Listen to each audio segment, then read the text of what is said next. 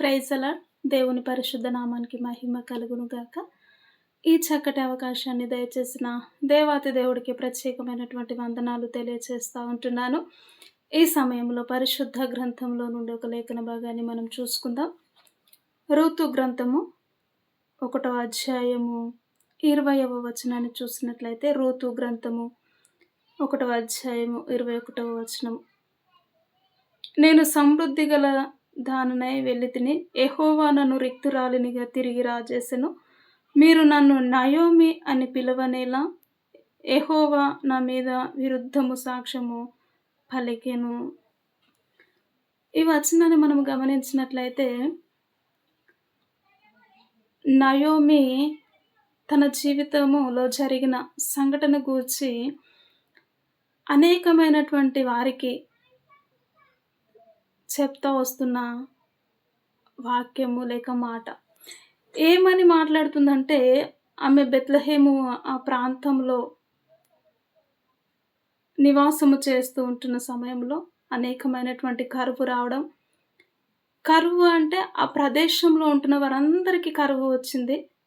కానీ ఆ ప్రదేశంలో ఉన్న వారందరూ ఎక్కడికి వెళ్ళలేదు. కానీ నయోమి మాత్రమే ఆ ప్రాంతాన్ని విడిచి మోయాబు ప్రాంతానికి బ్రతకడానికి వెళ్ళి ఉన్నదనమాట. వెళ్ళిన తర్వాత అక్కడ తన 2 కుమారులు, తన భర్త చనిపోయారు. తర్వాత అక్కడ తన కుమారుల పెళ్లి జరిగింది. ఒక కోడలు ఓర్ప అక్కడనే ఉండిపోయింది. రూతు నయోమితో రావడం జరిగింది.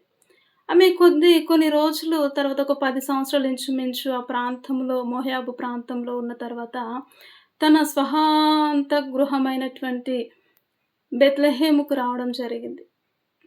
జరిగిన తర్వాత అక్కడ ఉంటున్న ప్రజలు ఈమె నయోమి కదా అని, అంటే ఆమె కొన్ని సంవత్సరములు అక్కడ ఉంది కాబట్టి గుర్తుపట్టలేని స్థితిలో ప్రజలు అక్కడ ఉంటున్నారు. ఎందుకు గుర్తుపట్టలేరంటే, ఆమె సమృద్ధి గల దాననై వెళ్ళితిని, రిక్తురాలిగా నేను తిరిగి వచ్చానంటే, ఆమె ఇక్కడ నుంచి వెళ్ళినప్పుడు చాలా హ్యాపీగా సంతోషముగా వెళ్ళింది. మరలా తిరిగి వచ్చినప్పుడు తన జీవితంలో తన భర్తను, తన పిల్లలను కోల్పోయి మోయాబురాలైనటువంటి రూతు అనే కోడల్ని వెంటబెట్టుకొని రావడం జరిగిందండి. జరిగిన తర్వాత ఆమె ఇక్కడ మాట్లాడుతున్న మాట ఏంటంటే, ఇదిగో సర్వశక్తి గల దేవుడు నాకు దుఃఖము కలగచేసెను.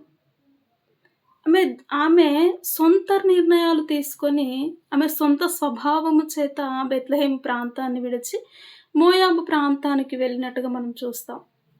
కానీ ఇక్కడ ఏం చేస్తుందంటే, దేవుని పైన నింద వేస్తూ ఉంటుంది. ఏమని అంటే, ఇదిగో సర్వశక్తి గల దేవుడు నాకు దుఃఖాన్ని కలిగించాడు, నాకు బాధను మిగిల్చాడు అని దేవుని పైన నెపము వేస్తున్నట్టుగా మనం ఈ యొక్క వచనంలో గమనించవచ్చండి. కాబట్టి నేటి రోజుల్లో కూడా మనం చూస్తే, దేవుని ఆలోచన ప్రకారం నడిచే వాళ్ళు చాలా తక్కువగా ఉంటారు.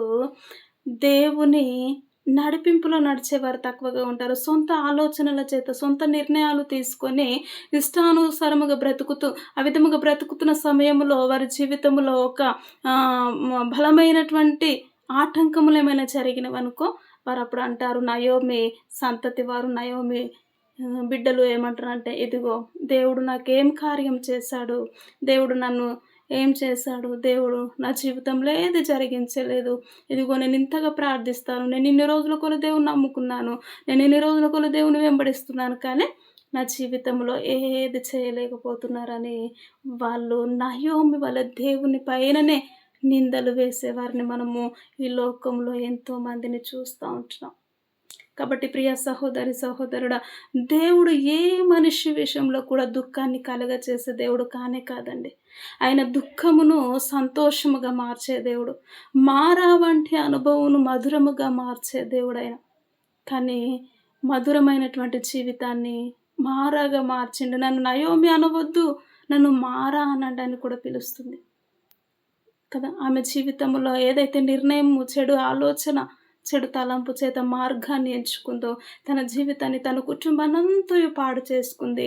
కానీ మరలా దేవుని పైన నిందలు వేయడం మొదలుపెట్టింది. అక్కడ ఉన్న ప్రదేశంలో ఉంటున్న వారందరికీ, నా పైన దేవుడు నన్ను రిక్తురాలుగా చేశాడు, నాకు సర్వశక్తి గల దేవుడు అని తెలుసు ఆమెకు. ఆయననంట దుఃఖము కలుగ చేశాడని చెప్తా ఉంటుందండి. ఎంత నిజముగా బాధాకరమైనటువంటి విషయం. నేటి సమాజంలో కూడా అనేకమైనటువంటి వారు అలాంటి మార్గముల నయోమి మార్గములను వెళ్తా ఉంటున్నారండి. వారు వారి జీవితము సరైనటువంటి మార్గములో ఉండదు. వారు తీసుకునే తీర్మానాలు సరిగ్గా ఉండవు. వారి ఆలోచన విధానము సరిగా ఉండవు. కానీ దేవుడు మాకు ఏం చేశాడని దేవుని పైననే నెపములు వేసేవారిగా ఉంటున్నారు. ప్రియ సహోదరి, సహోదరుడా, నిజముగా అంత గొప్ప దేవుడు, నీ కొరకు నా కొరకు ప్రాణాన్ని అర్పించిన దేవుడు, నీ సంతోషాన్ని చూడాలనే ఆయన సింహాసనాన్ని వదిలి వచ్చిన దేవుడు మరలా నీకు దుఃఖాన్ని ఎలా కలుగచేస్తాడని నువ్వు అనుకుంటావు. కాబట్టి ఏ రోజు కూడా దేవుడు నీ జీవితంలో దుఃఖాన్ని కలుగచేయడు. కాబట్టి అట్టి నమ్మకమును, అట్టి విశ్వాసమును, సొంత నిర్ణయాల వల్ల జీవితాలను పాడు చేసుకోకుండా దేవుని పైన ఆధారపడుతూ దేవుడిచ్చే వాగ్దానములను చేత పట్టుకొని నడిచే విధముగా ఉండులాగున ప్రార్థన చేద్దాం. ప్రతి ఒక్కరు ఏకీభవించినట్లయితే. మహోన్నతుడా, జీవము కలిగిన తండ్రి, నీకు వందనాలు.